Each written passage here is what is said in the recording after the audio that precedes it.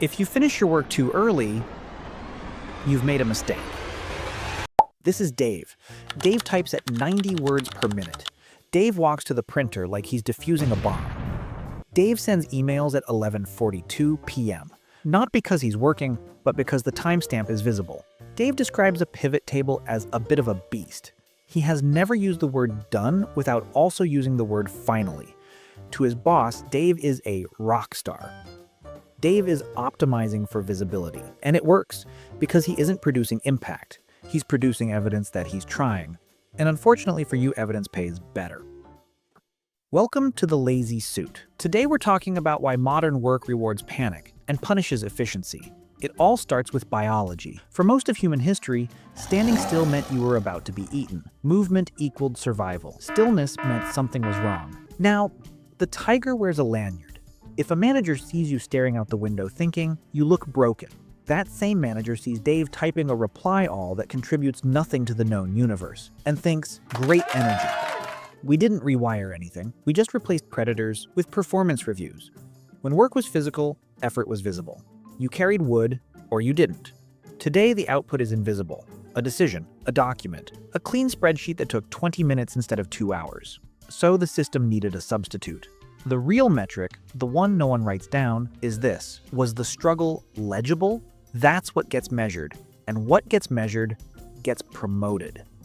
Meanwhile, the sloth. Somewhere in a cecropia tree, he is hanging upside down.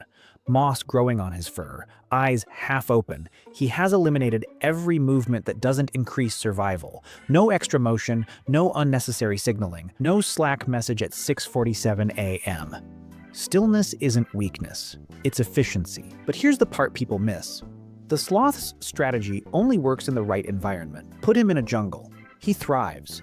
Put him in an open-plan office that selects for speed, noise, and visible hustle. He vanishes. The system doesn't punish incompetence. It punishes illegibility, which may sound dramatic, but it isn't. Here's the thing. The fastest way to get more work is to finish your work.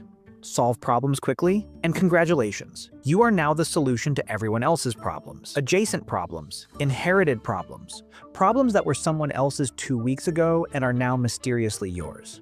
So competent people adapt, not by working slower, by appearing appropriately busy. Draft the email immediately. Wait 47 minutes to send it.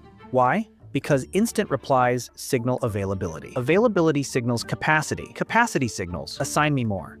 But a 47-minute delay signals complexity. They finish the task in 20 minutes, then spend 4 hours changing 11-point font to 11.5, just so it looks worked on. This isn't laziness. It's applied game theory with a Gmail account. And if that sounds ridiculous, remember, it's happening everywhere. Organizations don't select for the best performers, they select for the most legible ones. So we're back where we started. If you finish your work at 2 p.m., you have made a tactical error. Not because you failed, but because you failed to generate visible struggle. Dave sends another 11:42 p.m. email, looping in Sarah. Sarah did not need to be looped in, but the timestamp is noted. The effort is logged. Somewhere in a system that doesn't track throughput, but tracks activity, Dave is already exceeding expectations. The tiger is gone, the instinct remains, and Dave is thriving. You finished early while Dave finished visibly. Guess who gets promoted?